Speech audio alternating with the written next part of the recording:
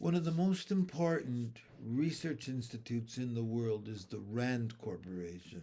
It was established in 1948 as an arm of the American Armed Forces at the end of the Second World War.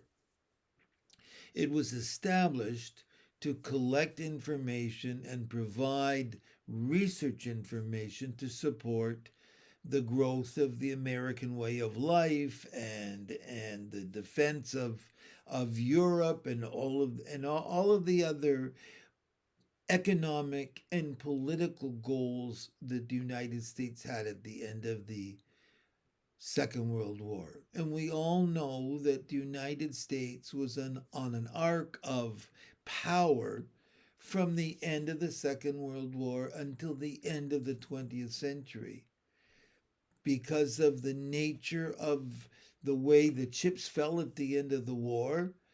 The American way of life dominated everything, and the Rand Corporation helped to support the things that the American government was trying to accomplish.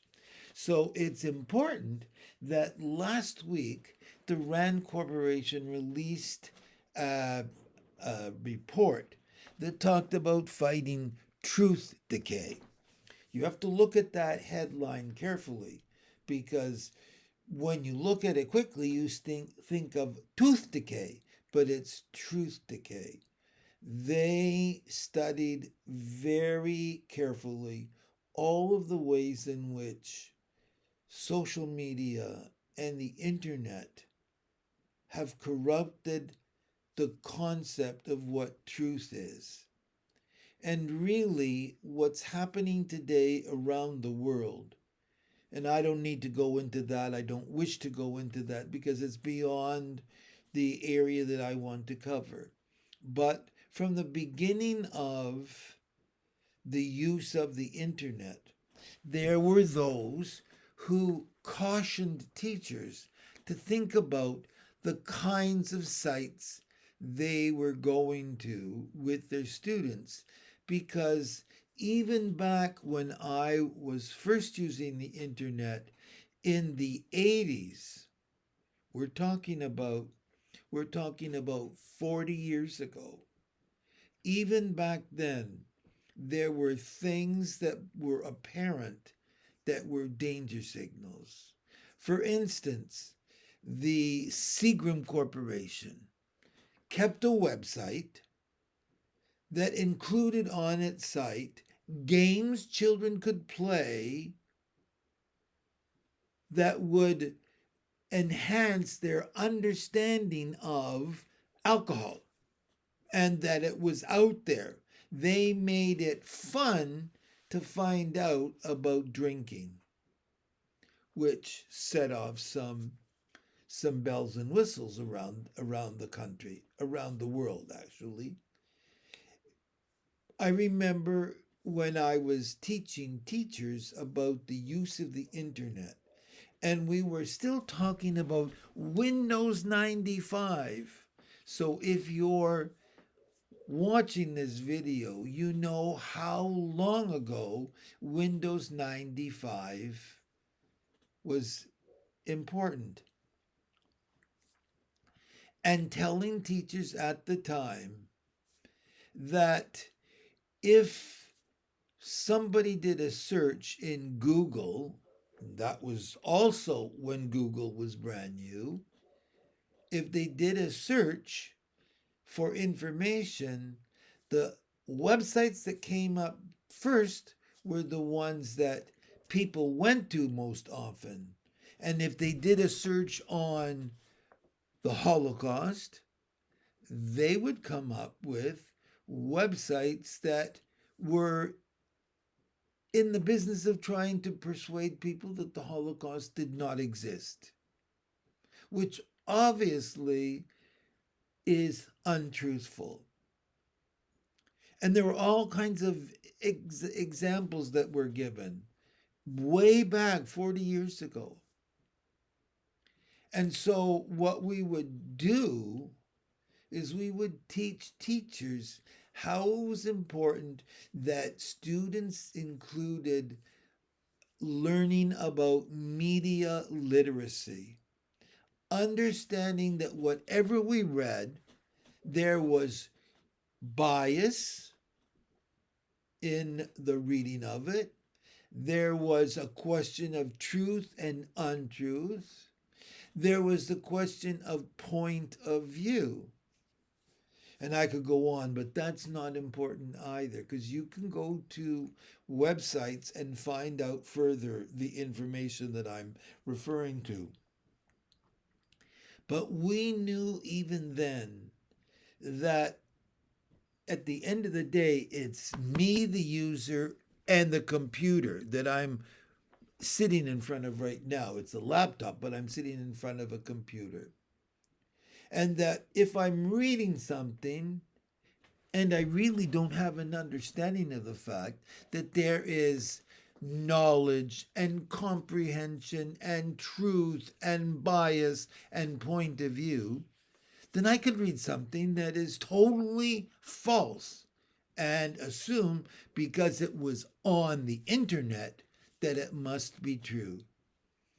I could read a paper all about the Holocaust and how the pictures were fake and there really were only maybe 500,000 people that were killed, and that all of these things didn't exist.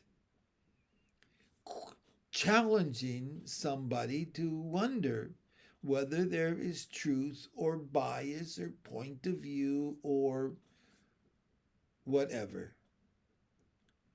It's a huge issue today, but it doesn't belong out there somewhere. It belongs to each of us. It belongs to what we say to one another about what we read and what we watch. If you are sitting with a child and you are watching the news and something is said on the news that is false, you have to take the time to explain to a child why it's false. Not just to say, not just to yell and scream at the TV. That's not enough.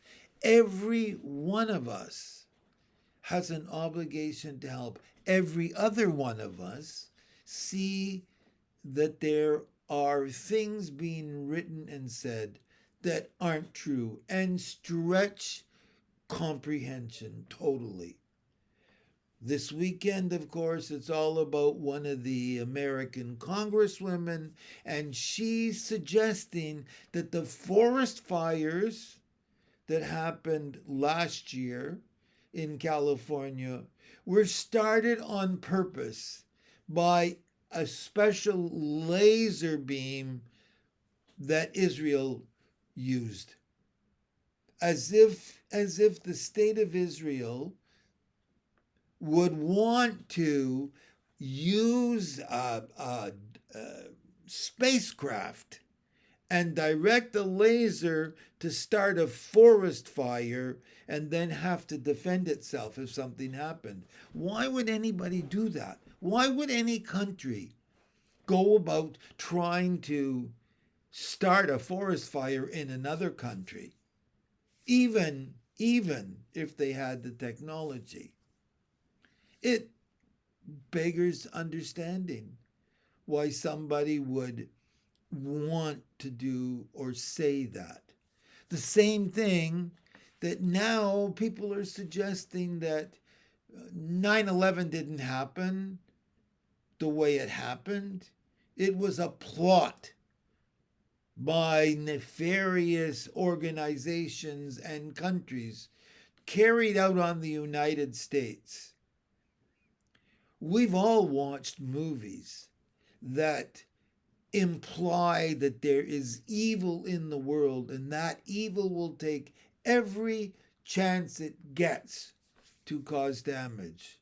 And maybe there is evil in the world, but that kind of evil, one has to wonder, first of all, who's saying it, What proof do they have of it?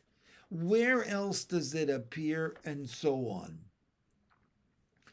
Since the earliest of times, men have looked for reasons to explain that which they cannot explain.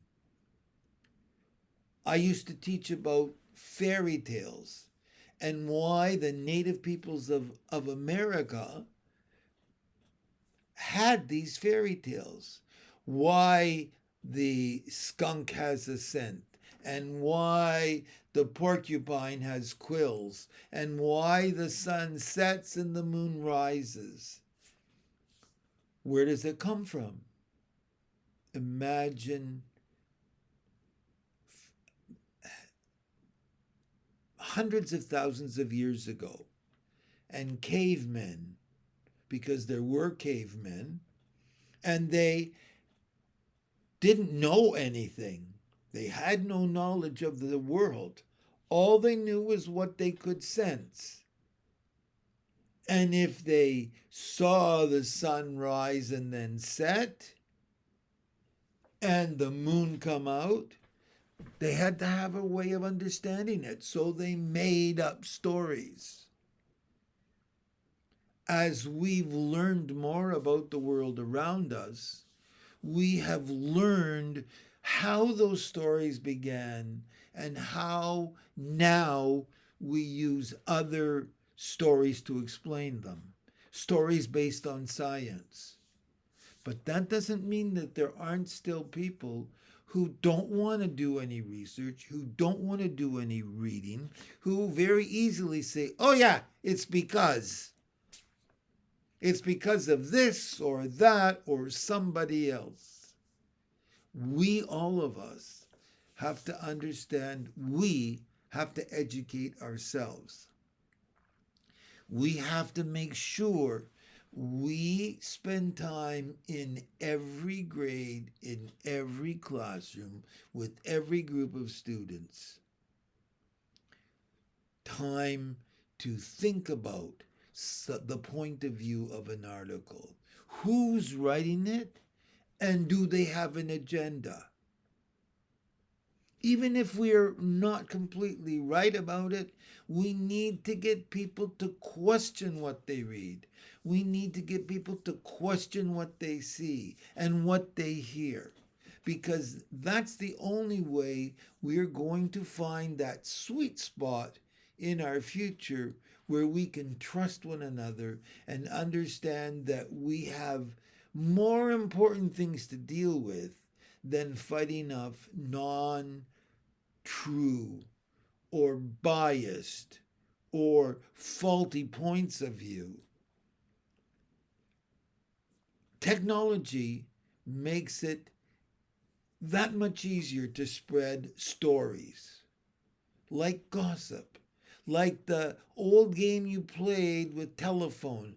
One person tells another person, and by the time it gets around the whole circle, the story's all mixed up. That's a lesson.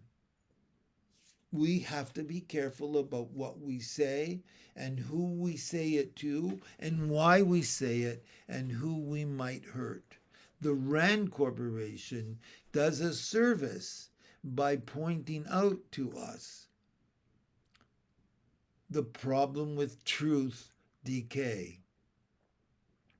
But there are all kinds of other organizations who are trying very hard, and it's up to us to tap into them in our lessons in the classroom to make sure that when people do research, they read more than one or two articles to find their information. When they make a presentation, that we ask questions that force them to think about what they're saying and to constantly talk about truth and untruth and bias and point of view in the little things, because the little things make the big things easier to deal with if we deal with them at the beginning. Think about that.